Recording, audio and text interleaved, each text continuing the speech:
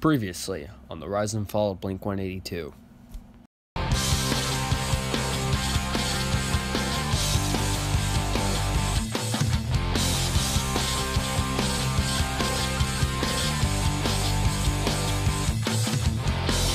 Holy God, did this thing explode. Like, seriously, how did these random khaki short-wearing kids from the San Diego area go from riding skateboards and singing about boners for being overnight sensations and arguably one of the biggest bands on the planet? Like, you cannot tell me you have not heard a song like What's My Age Again or All the Small Things. Like, you've at least had to heard like a few of these cuts off this album at least once in your lifetime. Like, this thing got heavy radio play. Like, they were played on MTV basically every other hour, basically shoving them down our throats. But you know what? At least it was good. Unlike other stuff MTV was shoving down our throats back in the day, am I right? God, those were dark times. But seriously, this album is just a testament of time. And if I'm being a bit honest here, yeah, it's pretty dated. What? Come on, let me explain myself, please. Okay, is this an amazing album? Yes, I'd say it's close to a strong 10 out of 10 album. Like, this thing is a great album, but it sorta has the same problem as Dookie does. They're both stellar, amazing albums, but they sound so dated. Like, the first thing you think of when you listen to Dookie is the Basket Case music video and basically everything that has to do with the 90s. Same thing goes for this album in particular. Like, when you hear All the Small Things, you immediately get a huge nostalgia flashback to, like, the late early 2000s when these guys were playing basically everywhere. And unlike the production on Damn It, which was a bit raw, but it gave it its own personality, the production here is by no means bad. In fact, it's pretty great, but it is dated. But that is honestly the only flaw I have with this album, and I don't even think I can call that an exact flaw in the music itself. So really, this album's honestly pretty great, and it does deserve all the loving and hype it gets. So, I mean, I shouldn't complain. But yeah, this thing sold like crazy. Like, these guys were on the chart. Blink-182 at that moment officially became a household name. So what happened next, you might ask?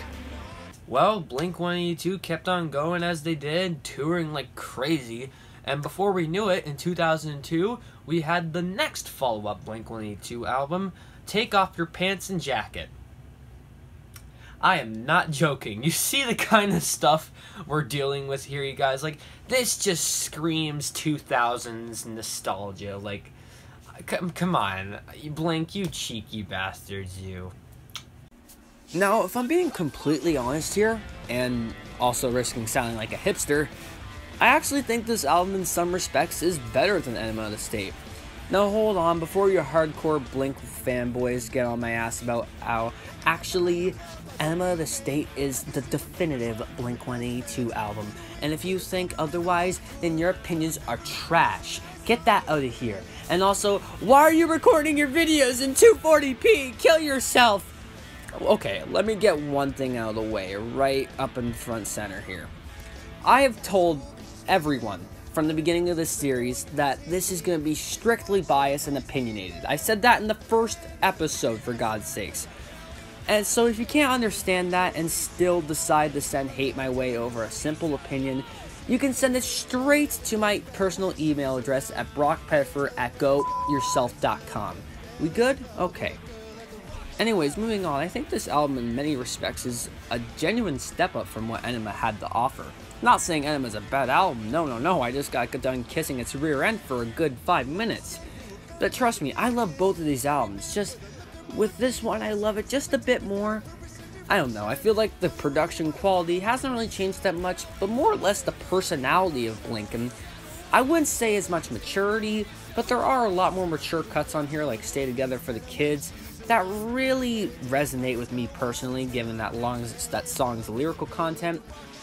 And like, there's a lot of great deep cuts here, just as many deep cuts as there are mainstream cuts, like The Rock Show. Like, you cannot tell me you've also not heard like a song like The Rock Show or Josie or something like that. Like, this album is just chock full of hits and deep cuts. There's honestly nothing I can really complain about other than, yeah, this does kind of feel like a continuation of Enema of the State. It sort of feels like Green Day's Insomniac. You know, like, it sounds a lot similar to Dookie the same way Take Off Your Pants sounds very similar to Enema. Like, for God's sakes, this thing that Take Off Your Pants starts with is Anthem Part 2. These albums actually basically just, like, collide together and just transition into each other. But with all that aside, even though this is basically just like a Enema follow-up, I still think this is a kick-ass album on its own. It could easily stand its own ground. But, yeah, that's, like, all I really have to say about this. I love this album, but only one other can top it. And I'll wait till next episode for that. I'll tell you when we get to that. But, yeah, Blink-182 just decided to take a break for once after lots of touring and just a lot of album promotion, and they all just sort of did their own thing. And in that time, Tom and Travis decided to start their own little band by the name of Boxcar Racer. And yeah, it's a little kick-ass side project. It's basically if Blink-182 had a bit of a nu metal hard edge to them. Now, nu metal may not sound like a compliment, but we're talking about good nu metal, sort of like a maybe Linkin Park experimental vibe, like the more experimental side of Linkin Park, sort of blending with Blink-182 sound. But yeah, no, the whole Boxcar Racer, like their like their debut album is a fantastic record. It is basically Blink-182 if they sort of did more hardcore punk, although I use hardcore lightly because it's still Tom DeLonge we're talking about here. But yeah, oh, that's a topic we're gonna have to talk about in the next episode too, aren't we? But yeah, no, here's where trouble really starts to brew. See, Mark wasn't too happy he wasn't invited to the whole Boxcar Racer crew, and then apparently from what the story goes is, while they started fighting more, Tom and Mark especially weren't getting along very well, like a lot of creative differences, which led to one of the most miraculous music miracles ever. Like, I can't believe this album even survived and came out as the way it did. Now, I won't spoil too much or foreshadow much, like, just to keep things, I guess, spoiler-free for the next episode, but I guess you could say this album has no name. I'm sorry, that was really bad. Transition.